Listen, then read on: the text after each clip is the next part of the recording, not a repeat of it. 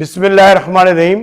آج صبح ہونے والے ملک بھر کے چیمبرز کے اجلاس میں یہ فیصلہ کیا گیا ہے کہ 19 جولائی بروز ہفتہ مکمل ہڑتال کی جائے گی۔ یہ ہڑتال فائنانس بل کے تحت مختلف کالے قوانین بشمول 2 لاکھ روپے کے کیس ٹرانزیکشن سیکشن 37A اور B کے تحت گرفتاری، ای انوائسنگ اور ای بلٹی جیسے ناجائز قوانین کے خلاف کی جا رہی ہے۔